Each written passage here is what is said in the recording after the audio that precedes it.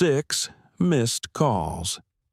That's what I was staring at when a bank officer in Puerto Princesa told me my own money wasn't mine to move. Not for weeks, maybe longer. I'm Elliot Kowalski, 71 years old, and 5 years ago I retired to the Philippines thinking I'd finally built something nobody could take from me. Turns out I'd built something that could hold me instead. Kevin's last text said, "Call me now." I stood in that bank lobby doing the math on how many days it would take to get free of a decision I made 2 years earlier. Now, I'm getting a little ahead of myself here. That's a habit of mine. Jump to the failure point before anybody understands the blueprint. 34 years as a civil engineer will do that to you. You learn to look for the crack before you look at the building. Before I go back to the beginning of this, let me just say, if you're the kind of person who sits and listens to stories like mine, do me a favor and hit subscribe before you get pulled into this one. I've got more of these to tell, and I'd rather tell them to people who are actually still here next time. Doesn't cost you anything but a tap. So let me back up. 8 years ago, my wife Diane got the diagnosis that started all of this, though none of us knew it at the time. Ovarian cancer, caught later than it should have been because Diane wasn't the type to complain about anything short of a broken bone. 18 months of treatment. I won't walk you through all of it. I'll just tell you what it did to us on paper, because that part matters later. We had about $210,000 put away for retirement when she got sick. When she died, we had maybe $40,000 left, and most of that went in the first year after, because I wasn't paying attention to bills, I was just paying them. After Diane passed, I kept living like she'd walk back in. I made coffee for 2 most mornings for almost a year before I caught myself doing it and stopped. And then I missed doing it, which made no sense to me at the time. I sat in her chair sometimes, not mine, hers, the one by the window, and I couldn't have told you why except that the house felt less empty from over there. I drove past St. Mary's on the way to the hardware store without meaning to, every single time, like my hands had their own memory of the route. My son Kevin didn't handle any of it well either. But Kevin and I have never handled things the same way, and that was the real trouble underneath everything else. At Diane's funeral, in the parking lot after, he told me I'd started planning my exit before she was even in the ground. Those were close to his exact words. I told him I was doing what I could to keep from falling apart, and he said falling apart would have at least looked like I cared. That one stuck with me. Still does. I didn't argue with him about it that day. I just walked back to the car with my hands in my pockets and let it sit. It took me longer than I'd like to admit to understand that Kevin wasn't wrong about the shape of it, even if he was wrong about my reasons. I had started planning something before Diane was gone, not the move itself, not yet, but the leaving. I just didn't have a name for it back then. I called it getting my affairs in order. I called it being practical. It was easier to sort insurance paperwork at 2 a.m. than to sit in a hospital room and watch my wife get smaller. Kevin's 44, divorced, works shift supervisor at a warehouse outside Grand Rapids, has a boy of his own he sees on weekends. We talked maybe twice a month after the funeral, mostly short calls, mostly about nothing. I think we were both waiting for the other one to bring up what he'd said in that parking lot, and neither of us ever did. About a year after Diane died, an old Navy buddy of mine, a guy named Terrence Aldana, found me on one of those veterans forums I barely used anymore. Terrence had been out of the country for years by then, living outside Puerto Princesa, out on Palawan. He sent me a message that started with a joke about my old handle on the forum and ended with him asking how I was really doing. I told him the truth, which I hadn't done with anybody in a while, not even Kevin. Terrence wrote back with numbers, what his rent was, what a decent lunch cost him, what his health insurance ran a month. He wasn't selling me anything, or he didn't think he was. He was just a guy showing another guy that there was a version of getting old that didn't feel like waiting in a room. I wrote him back that same night, longer than I meant to, telling him about the empty coffee cup, about St. Mary's, about how quiet the house had gotten since Kevin moved out on his own years before Diane even got sick. Terrence didn't try to fix any of it. He just told me his own version. A wife who'd left him for reasons he still didn't fully understand. A pension that stretched further out here than it ever had back home. A Tuesday afternoon 3 years earlier when he'd decided he was done, waiting for his old life to make sense again. Reading that felt like somebody had turned a light on in a room I hadn't realized was dark. I told myself I was just curious. The way a man tells himself a lot of things before he's ready to admit what he actually wants. That lasted about 3 weeks before curious turned into 2. 3 hours a night on the computer after the 10 o'clock news, reading about the retirement visa program, the SRRV, comparing towns, watching some kid's video walkthrough of a 1-bedroom apartment near the water for less than I paid for cable and internet back home. I ran numbers on a yellow legal pad, the same kind of pad I'd used to work out Diane's treatment costs 2 years before, except now the numbers were going the right direction for once, and that felt like something close to relief. The first real relief I could remember feeling in longer than I wanted to count. The fear ran right alongside the hope, though, same as it always does with me. What happens if something goes wrong with my heart on the other side of the world? What happens if I get robbed, get sick, get lonely in a different, worse way than I was lonely in Grand Rapids? What happens to whatever's left of my relationship with Kevin if I put 9,000 miles between us on purpose? I wrote all of that down, too, right under the numbers, like a punch list before a final inspection. I called the Philippine consulate in Chicago twice that spring just to hear a live voice confirm what I'd read online, because I never trusted a website the way I trusted a person who had to answer for what they told me. The woman I spoke with the second time walked me through the retirement visa requirements slower than she probably needed to, patient with an old man asking the same question 3 different ways. $15,000, a clean police record, proof of a pension that met their minimum. She told me the deposit stayed mine, that I could withdraw at any time if I ever decided to give up the visa, and I wrote her exact words down on the legal pad like they were a warranty. I didn't think to ask what withdrawing it would actually cost me in time, or what might happen if I put that money somewhere other than the account it started in. Some questions you don't know to ask until you're the one living the answer. By the spring, I'd made up my mind, or at least I'd made up enough of it. I qualified for the retirement visa on my pension, which meant I needed a time deposit of $15,000 sitting in a Philippine bank, money that stayed mine, the agent told me, money I could pull back out any time I decided to give up the visa. I wired it on a Tuesday afternoon, sitting at my kitchen table, Diane's chair empty across from me, and I remember my hand actually shook a little on the mouse before I clicked confirm, the cursor hovering over that button longer than it should have for a man who claimed to have already made up his mind.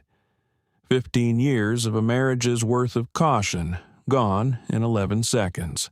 I told Kevin 2 weeks later, after the deposit had already cleared, after there was nothing left to argue me out of, not really.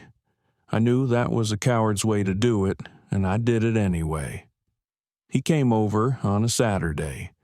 I made a full pot of coffee that morning, just 1 cup's worth of purpose behind it this time, and I told him I was retiring to the Philippines, that I'd already started the visa process. He set his cup down without drinking any of it. "You're serious," he said. "I'm dead serious about this." "What happens if you get sick over there, Dad? Really sick? Who's driving you to the hospital? People live full lives over there, Kevin. It's not the moon. You don't know anybody. You've never even been. I know Terrence. You know a guy from the internet." I'd expected him to yell, honestly, and some part of me had almost wanted him to, because yelling would have been easier to argue against than the quiet, controlled disappointment he actually brought into that kitchen. We went back and forth like that for the better part of an hour, him circling around insurance and scams and how he'd explain it to his own son, me circling around numbers and independence, and how I couldn't keep sitting in that house waiting for the mail. Neither one of us said what was actually underneath it, both of us circling the real thing without ever quite naming it out loud. He was afraid of losing the only parent he had left. I was afraid that if I stayed in that house one more winter, I'd stop being able to picture myself as anything other than an old man in a dead woman's chair. We didn't get to any of that. We got to him standing up, telling me I'd already decided, hadn't I? And me telling him I wasn't asking his permission, which was true and which I'm not proud of saying the way I said it. I left for the airport 3 months later on a Thursday morning in October. Kevin didn't come.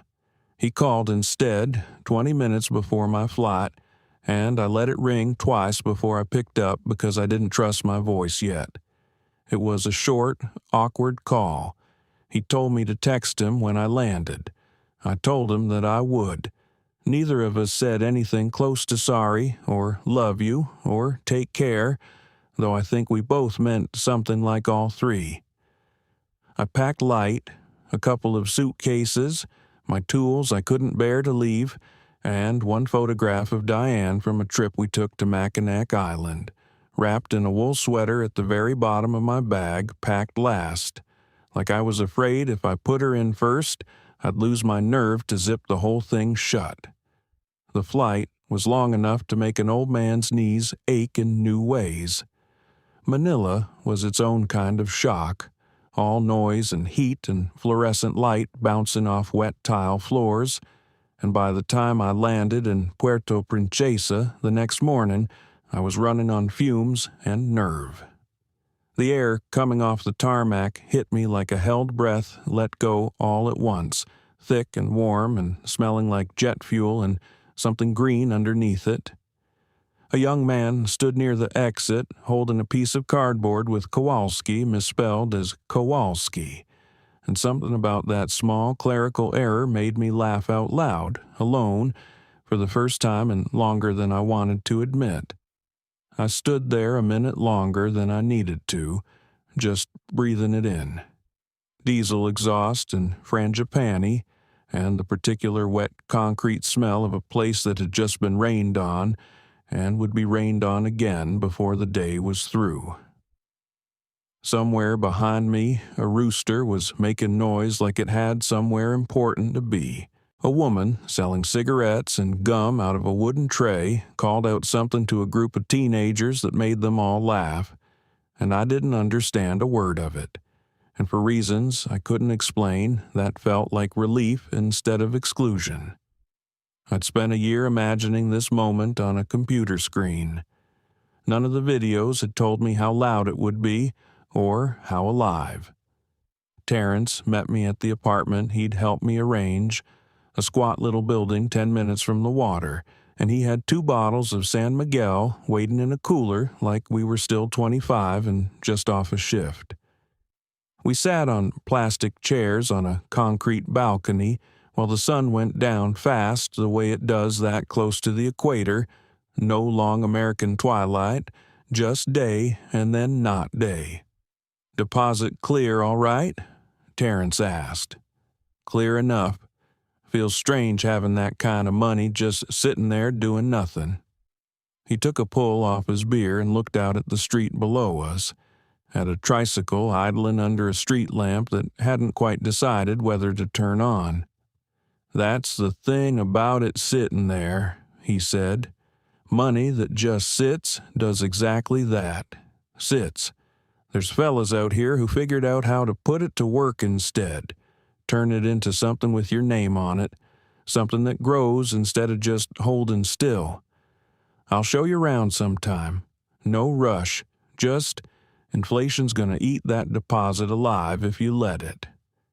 I honestly didn't think much of it that first night.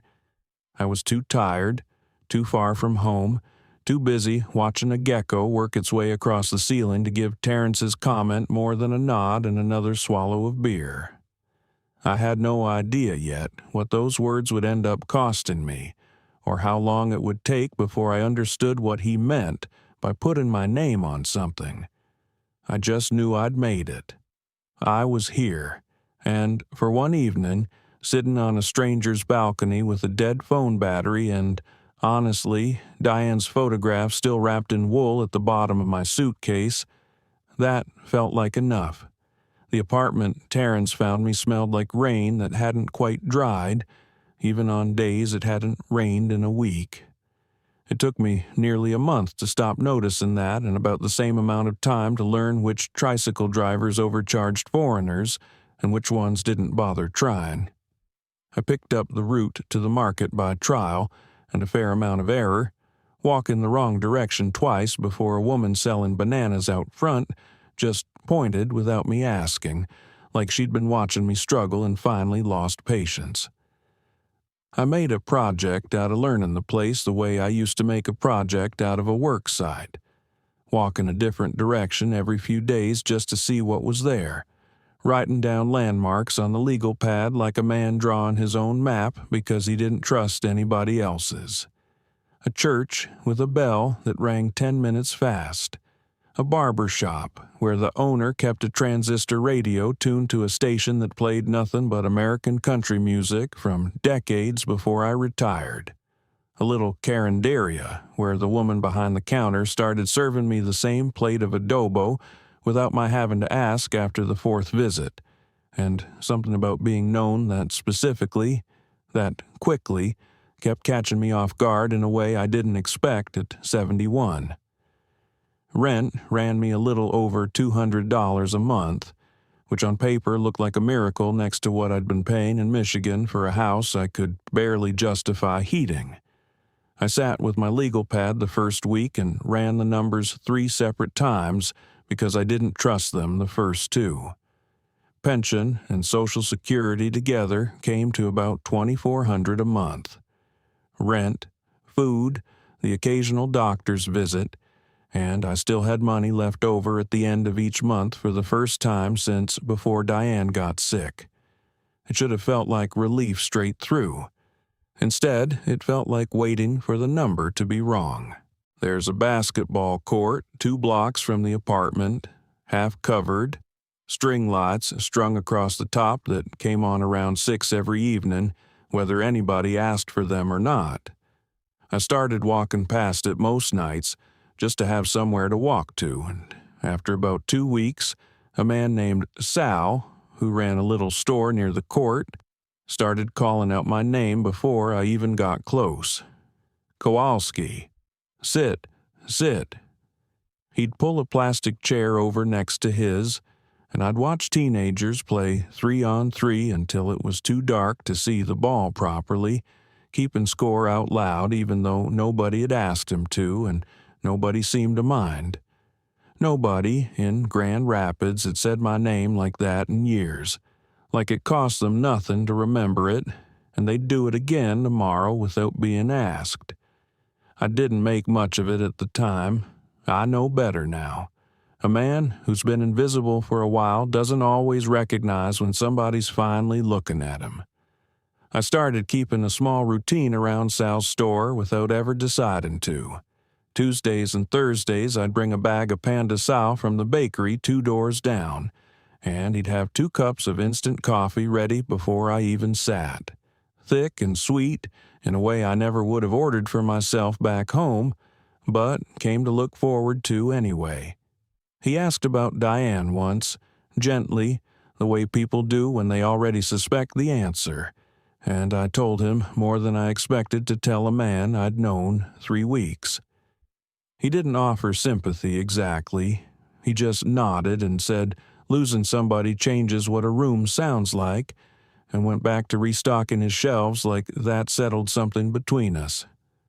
Terrence introduced me to Christina Buenaflor about 6 weeks in, Tina, everybody called her, who ran a Sorry store 2 streets over and rented out a handful of motorbikes on the side. She had land outside the city, out past Sta Lourdes, that had been her family's for 2 generations, more of it than she and her husband could ever develop on their own, her husband being gone 3 years by then to a heart attack nobody saw coming. Tina was direct in a way I liked immediately, the kind of direct that doesn't leave room for you to misread her.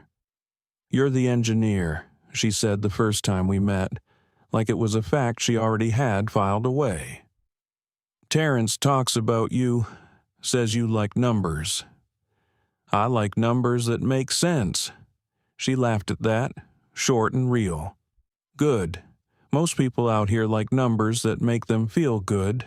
Not the same thing." I liked her plenty before I ever fully understood what she'd eventually mean to my life. I want to be clear about that because later on some people back home assumed things about a Filipina and a widower and a piece of property that weren't true, and I'll get to that. It wasn't like that. Not once. Emil, her son, was the one who made it feel less like a transaction, if I'm honest. He'd hang around while his mother and I talked business, sitting on an overturned bucket with a comic book he wasn't really reading, and after the 3rd or 4th visit, he started asking me questions. How far away Michigan was, whether it snowed where I used to live, whether I'd ever seen a real gun. Kids ask the questions adults are too careful to ask. I liked him for it, the same way I'd once liked apprentices back at the firm who asked the dumb question everybody else was too embarrassed to say out loud. The trouble started the way most trouble starts with me, with a spreadsheet that looked too good and a conversation I didn't think hard enough about. Terrence took me out to see Tina's land on a Sunday, a stretch of ground with a half-built structure on it already, cinder block walls up to about waist height, rebar sticking out of the corners like something waiting to be finished. Tina explained it plain. She couldn't afford to finish it alone. She had a lease and improvement arrangement she'd used once before with another retiree who'd since moved on, and if I wanted in, my SRRV deposit, money that was, as things stood, just sitting untouched in a bank account earning next to nothing, could go toward finishing the house. In exchange, I'd have use of it, long-term, structured as a lease with improvements in my name, plus a share of what the land could eventually earn if she ever developed the rest of it into rentals. "Why isn't it just in my name?" I asked her, because that was the engineer in me, always looking for where the load-bearing wall actually was. "Because you're not Filipino," she said gently, not unkindly. "Foreigners can't own the land here, only the improvements. The house, yes. The ground under it, no. That's just how it works." Terrence nodded along like this was old news to everybody but me, and, in a way, I let that nodding do some of my thinking for me. I told myself if my name was on a contract, my name was on a contract. And a contract meant I could walk into a bank one day, present my paperwork, and undo whatever needed undoing. 34 years of signing off on projects had taught me contracts were solid ground. I didn't understand yet that this particular ground came with somebody else standing on it too, with her own family dependent on the same arrangement holding steady. I converted the deposit that October, a year almost to the day after I'd first landed. I didn't call Kevin to tell him. I told myself it was because there wasn't much to explain yet. Nothing built, nothing real, just paperwork. That wasn't the whole truth, not by a long stretch. The whole truth is, I didn't want another conversation like the one at my kitchen table.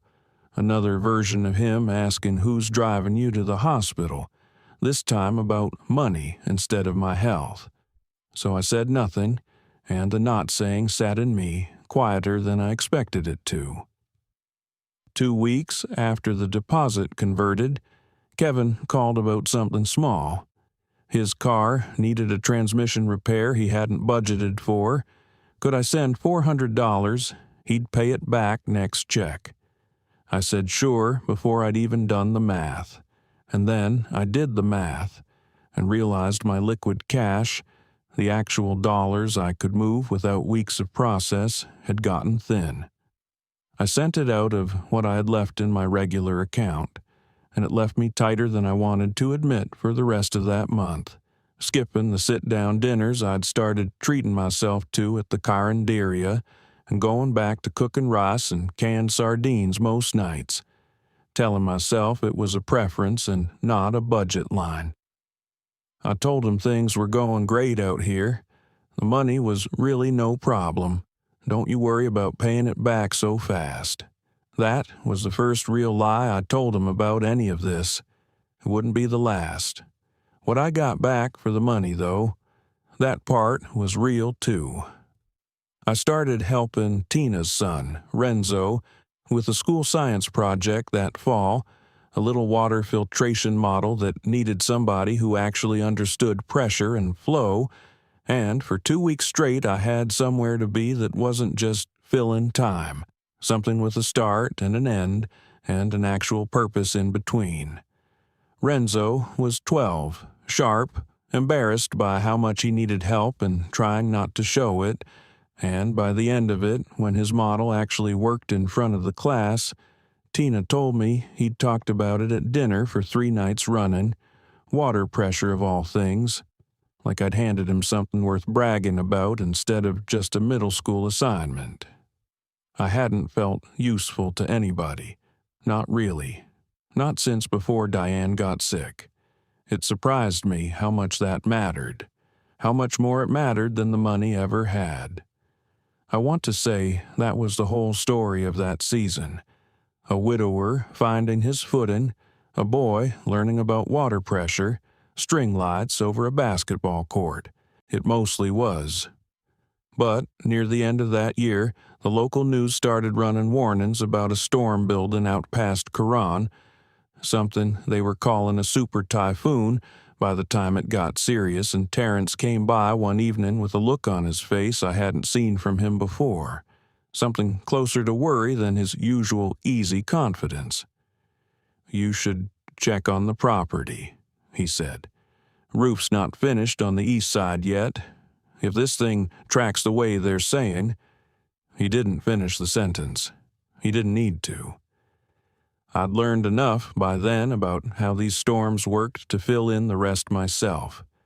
The flooding that could take out a road for a week, the roofs that came apart section by section instead of all at once, the way whole neighborhoods lost power for days while everyone waited for crews that had 100 other neighborhoods ahead of them on the list. I sat that night with my legal pad out again, running numbers I didn't have good answers for yet. What an unfinished roof would cost to repair. What my lease actually said about who paid for storm damage, whether I'd even read that section closely enough to know. I realized, sitting there quietly by myself with the fan turning slow overhead and the wind already starting to pick up outside my window, that I'd signed a contract I understood the shape of but not the weight of. And somewhere out past the water, something was already coming that was going to make me learn the difference. I didn't sleep much that night. I kept picturing the roof the way I used to picture load calculations back at the firm, running worst-case numbers in my head until the numbers stopped making sense and just turned into noise. Around 2 in the morning, I finally admitted to myself that I'd built this whole arrangement on a version of trust I would never have accepted from a client back in Michigan. Trust without verification, trust because a friend vouched for it. 34 years of signing my name to things only after I'd checked them myself. And here I was, 3,000 miles from anybody who could double-check anything for me, having skipped every step I used to consider non-negotiable. We're about halfway through what I've got to tell you, and this is usually about where I lose people. So let me just ask, if this is landing for you at all, drop a comment and tell me where you're watching from. I read every one, and it helps me know these stories are actually reaching somebody instead of just floating out into nothing. And if you haven't already, hit that like button. Costs you nothing, tells the folks running this platform to put it in front of more people like you. Now, let me get back to it, because this is where things start going sideways on me. The typhoon missed us by more than I expected, tracking north before it made landfall, but it still dragged enough wind and rain through Puerto Princesa to remind me I hadn't earned the right to stop paying attention. The unfinished east side of the roof took on water for the better part of 2 days. When I finally got out to the property once the roads cleared, I found a section of the new drywall gone soft and swollen, a stain climbing up one wall like something trying to get out. I called Tina before I called anybody else, which tells you something about where my instincts had settled by then. She met me out there within the hour, walked the damage with her arms crossed, and gave me a number for the repair that made my stomach drop a little. "That's not in the lease?" I asked. "Storm damage. Isn't that supposed to be split or covered somehow?" "Read Section 9 again, Elliot." She wasn't cruel about it, just plain. "Improvements are your responsibility to maintain. The land's mine. What's built on it, that's on you." I had read Section 9. I'd read it the way I used to read specs I already believed I understood, skimming for the parts that confirmed what I wanted to hear. I paid the repair out of what I had left of that year's liquid cash, and it ate most of it. I didn't tell Kevin any of that either. His calls had already started thinning out by then, and when they came they were shorter, more clipped, like he was checking a box instead of checking on his father. I told myself he was just busy. I didn't ask hard enough why. That's on me, plain and simple, no way around it. The call that actually mattered came in the middle of the night my time, which meant I woke up to a voicemail instead of a live voice. Kevin's message flat and controlled in the way I recognized from Diane's last year. The way people sound when they've already cried themselves out before they pick up the phone. He'd lost his job at the warehouse, cutbacks, no warning, 3 weeks severance, and that was it. His son, my grandson, had needed a hospital visit that same month. Nothing life-threatening, but enough to leave a bill Kevin couldn't cover on unemployment. "I didn't want to ask you," he said on the recording, and then a long pause. "I'm asking you." I sat on the edge of my bed at 4 in the morning with that voicemail playing a second time, then a third, like repetition might soften what it was actually telling me. And I did what I always do when the ground shifts under me. I reached for the legal pad.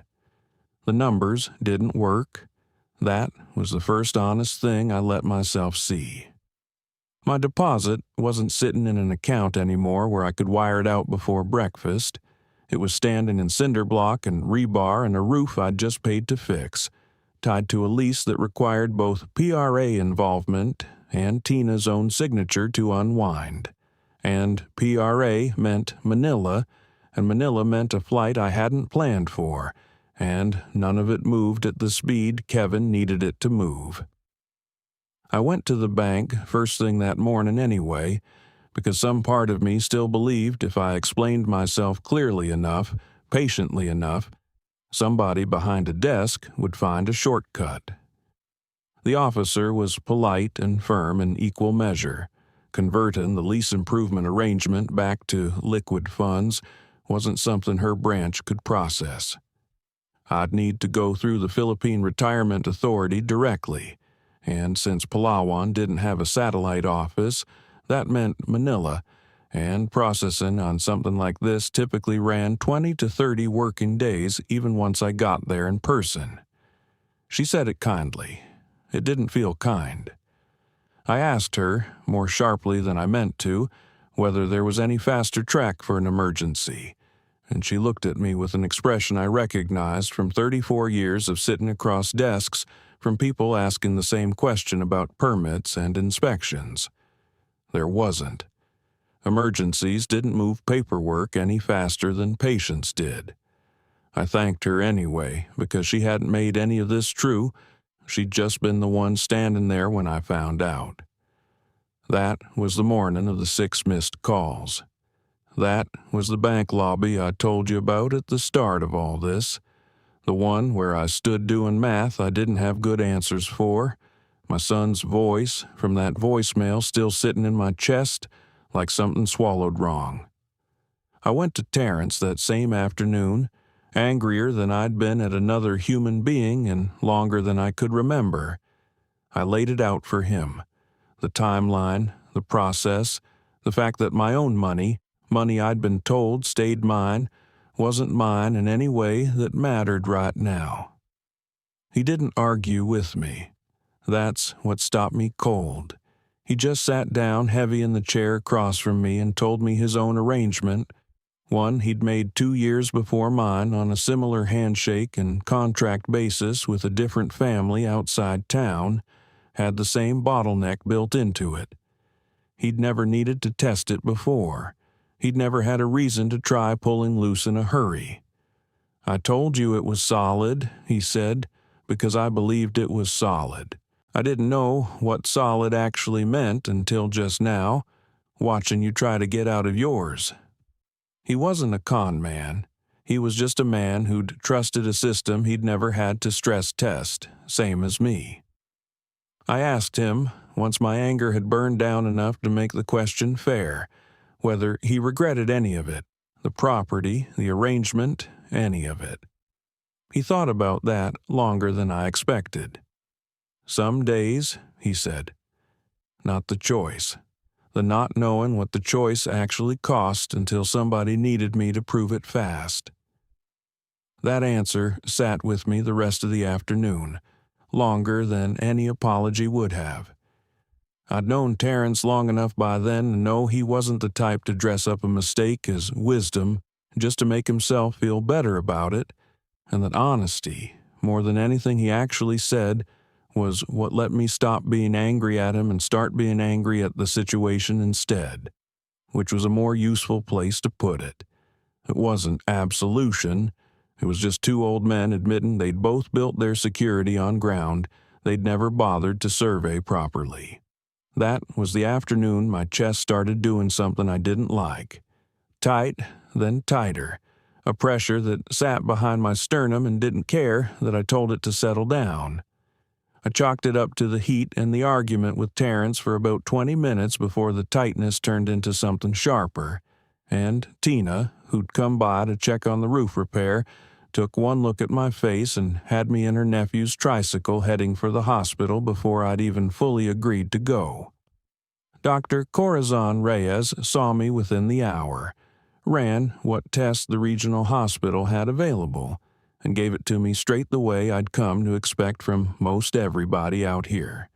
Stress-related, most likely, a cardiac event serious enough to warrant close monitoring, but not immediately life-threatening. This time. She sat on the edge of the exam table across from my bed and said it the way you'd tell a colleague something they needed to hear, rather than something they wanted to. She didn't dress it up. She told me Puerto Princesa's cardiac facilities had real limits. that anything more serious than what I'd just had would mean an emergency medevac to Manila or Cebu, weather and flight schedules permitting, and that at 71, with the kind of stress I'd apparently been carrying, I needed to take that seriously going forward. It was the exact fear Kevin had put on the table at my kitchen table 2 years before. What happens if you get sick over there? Who's driving you to the hospital? And here I was, finding out the honest answer was, somebody had, this time, but the margin was thinner than I wanted to know, and knowing that didn't make me feel safer so much as it made me feel accountable in a way I hadn't let myself feel in years. Dr. Reyes sat with me another few minutes after she'd finished with the clinical part of it, which I hadn't expected from someone with a full waiting room. She asked me, plainly, why a man my age was carrying that much stress alone in a country where he had no formal family. I didn't have a clean answer. I told her about the deposit, the lease, the voicemail, and she listened without writing anything down, which somehow made it feel more like a conversation than a consultation. Before she left the room, she told me stress doesn't announce itself the way a broken bone does. It just quietly changes the terms you're living under until your body sends you the invoice, and mine, apparently, had been keeping a running tab for longer than I'd noticed. I ended up staying the night for observation. Tina sat in the waiting area most of it, and when I finally got a call through to Kevin the next morning, I didn't lead with any of that. I led with the truth I'd been avoiding for 2 years straight. I told him about the deposit, about converting it into the property, about the lease structure, the roof, the storm, the fact that I couldn't get to liquid cash fast enough to help him the way he needed, and that I'd just spent a night in a hospital bed finding out my heart didn't appreciate being lied to about how well I was managing all of it. He was quiet long enough that I thought the call had dropped. Then he said, "You've had this place 2 years, and you never told me." "No." "Why?" "Because I didn't want you to be right about me." That landed a lot heavier than I expected it to, coming right out of my own mouth like that. He didn't forgive me on that call. I want to be honest about that, because I know how these stories are supposed to go, and that isn't how it went. He was angry. And under the anger, there was something that sounded almost like relief that I'd finally said something true. And under that, there was a question he asked almost against his will. "What's it actually like there, Dad? The real version, not the version you tell me, that told me some door had cracked open even if he wasn't ready to walk through it yet." Tina found me a way out of the immediate hole before the PRA process ever could. She came to the hospital the next afternoon with a proposal she'd clearly been turning over half the night. She could advance me a portion of what the finished property would eventually earn in rental income against future payments, faster than any bank or government office could move, because she trusted me to pay it forward and because her own family's stability was tied to this arrangement, holding together just as much as mine was. It wasn't charity. It was a woman protecting her own interests by protecting mine, and somewhere in that practical calculation was something that felt a lot like being chosen instead of merely tolerated. I wired what she advanced me to Kevin 2 days later. It wasn't everything. It covered the hospital bill and gave him some room to breathe while he looked for work. I remember standing at the counter of the same bank that had told me weeks earlier my money wasn't mine to move, watching the transfer confirmation come through and feeling something closer to grief than relief. Grief that it had taken a crisis to get honest with my own son. Relief, too, that Tina's trust in me had actually turned out to be worth more in that moment than every dollar I'd locked away trying to build a version of security that didn't actually need anybody. I booked a flight home the same week. Puerto Princesa to Manila, Manila to Chicago, Chicago to Grand Rapids, the earliest routing I could find, 3 days of travel with a heart that had just reminded me it wasn't as reliable as I'd been treating it. I sat in the departure lounge in Puerto Princesa with my legal pad open, not running numbers this time, just trying to figure out what I was going to say to my son when I finally stood in front of him instead of talking through a phone screen thousands of miles wide. I still didn't have a good answer by the time they called my flight. I got on anyway. The trip took every bit of the 3 days I'd planned for, and then some. A weather delay out of Manila cost me 6 hours I didn't have to spare, and by the time I landed in Chicago, my ankles had swollen against my shoes, and my chest had that same tight feeling from the hospital. Quieter this time, but present enough that I found myself doing slow breathing exercises in an airport bathroom like some kind of fool, telling myself I hadn't come this far to end up in an American ER instead of finishing what I'd started. Kevin picked me up at Gerald R. Ford International himself, which surprised me. I'd half expected him to send an address and let me find my own way, still angry enough to keep his distance. He was standing near baggage claim in a coat too heavy for the weather, hands in his pockets, and when he saw me he didn't smile exactly, but something in his shoulders came down a notch. "You look tired," he said, which from Kevin was as close to, "I'm glad you're here," as I was going to get. "I'm tired." He took one of my bags without being asked. We didn't talk much in the car.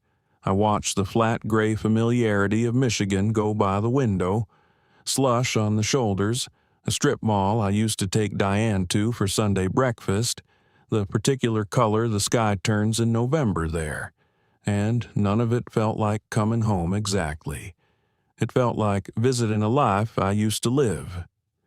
We stopped at a diner on the way to his apartment, the same one I used to take Diane to on Sunday mornings, and Kevin ordered without looking at the menu, same as I used to. Neither of us mentioned that. The waitress, a woman who must have been new since my time, called him Han the way the old one used to call me, and something about that small continuity made my chest tighten in a way that had nothing to do with my heart.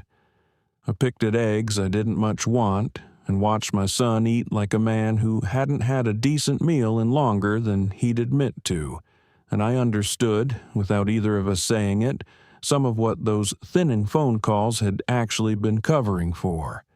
His apartment was small, a little cluttered in the way of a man managing more than he had hands for, and my grandson's drawings were taped up on the refrigerator next to a stack of unopened mail.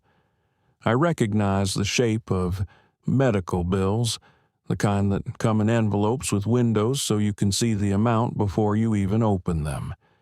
Kevin caught me looking. "It's not as bad as it was," he said. "The money you sent helped. I'm not going to pretend it didn't." "So, how bad is it now, really?" He rubbed the back of his neck the way his mother used to when she was deciding how much of the truth to give somebody. He told me. Not everything, but more than he'd told me on the phone. The severance was gone, unemployment, covered rent, and not much past it. He'd had 2 interviews and 1 callback, and the hospital was willing to work out a payment plan on what was left of the bill. I sat at his kitchen table with my legal pad, an old habit that made him almost laugh when he saw me pull it out, and we went through what I could still do from where I was and what I couldn't. I told him the truth about that part, too, that most of what I had left was tied up the same way it had been, that Tina's advance had been a one-time thing built on trust, not a well I could keep drawing from without putting her own family at risk.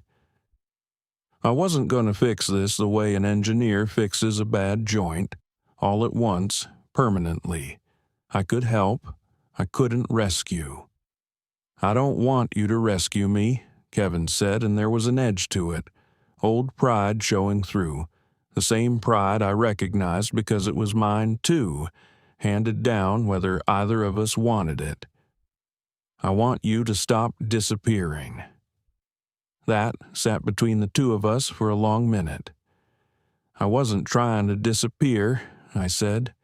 "I was trying not to be a burden on you the way I felt like I'd become one to myself, sitting in that house after your mother died. I know that's not the same thing as what it looked like from where you were standing." It felt exactly the same from where I was standing. I didn't argue with him. I'd spent enough of my life certain I had the right answer while somebody across the table from me was living the actual consequence of my certainty. I told him about the parking lot after Diane's funeral, that I'd thought about what he said to me that day more times than he probably imagined, that some part of me had spent 5 years trying to prove him wrong about planning my exit instead of just telling him what I was actually afraid of, which was becoming a man who waited in rooms for other people to notice he was still alive. I told him about the coffee I used to make for two. I hadn't said that part out loud to anybody, not even Terrence. He didn't have a speech ready either. That's not how it went, and I'm glad it isn't, because a speech wouldn't have been true. What he did was ask, a couple days later, almost sideways, not looking right at me, whether the boy, Renzo, Tina's son, was any good at school, and did the water thing they built actually work, and was I going to go back. "I have to go back," I said. "There's a lease, there's a property, there's people counting on parts of it that aren't only mine to walk away from." That's not what I asked. "No," I said.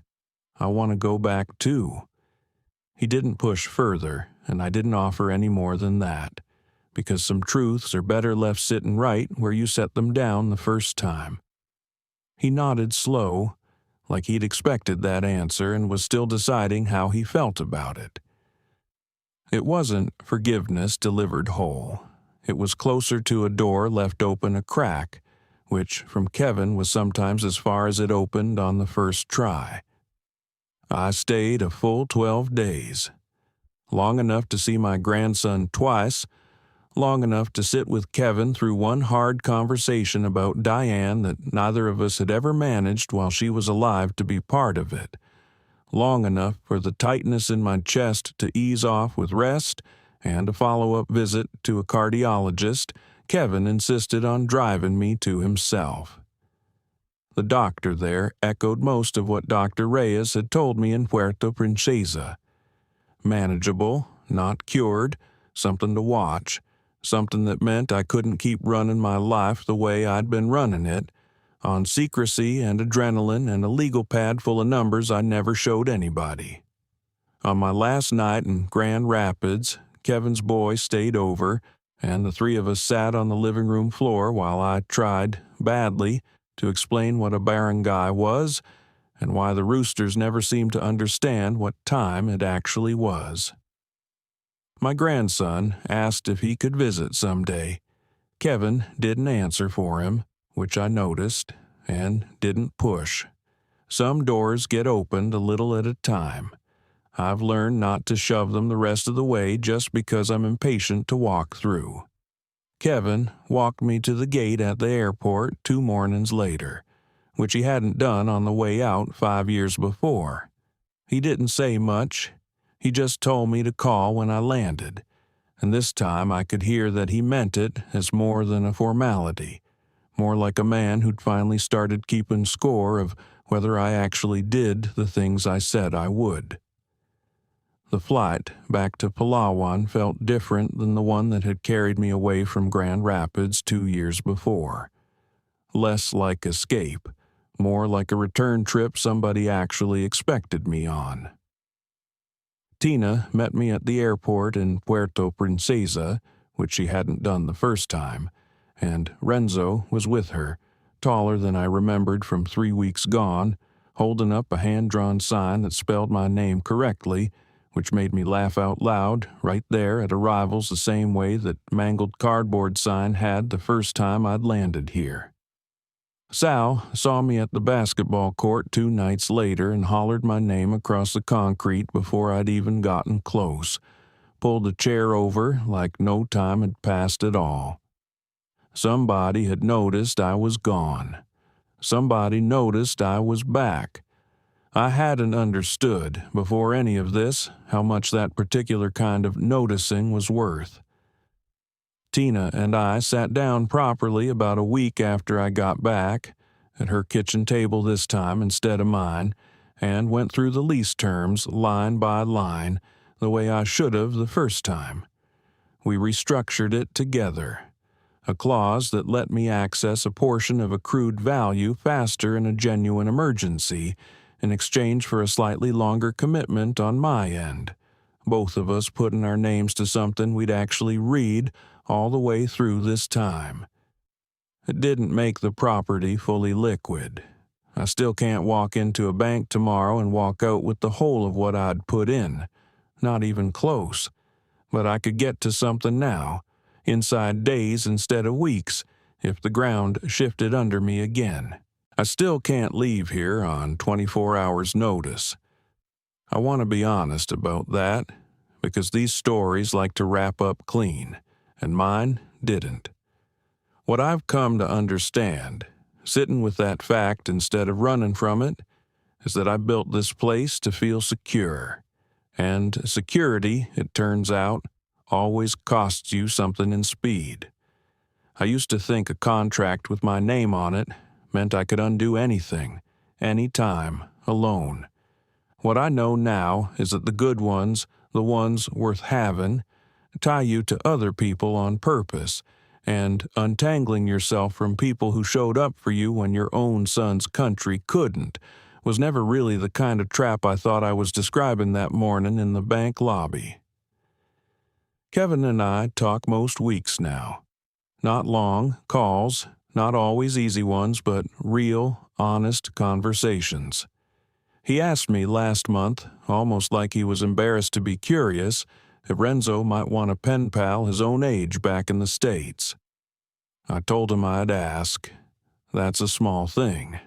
It's also the first thing my son has ever asked me about this life that wasn't rooted in fear, and I've turned that fact over more times than I probably should admit. Like a coin, I keep checking is still in my pocket. I keep the legal pad on the same shelf I always have.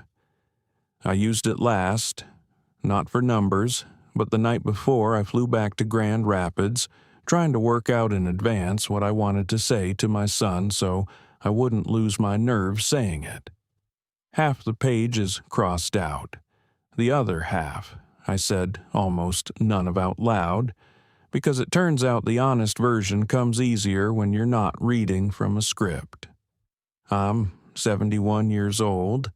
I've got a heart that keeps its own counsel now, a piece of property I don't fully own the ground under, and a son who calls me on Sundays.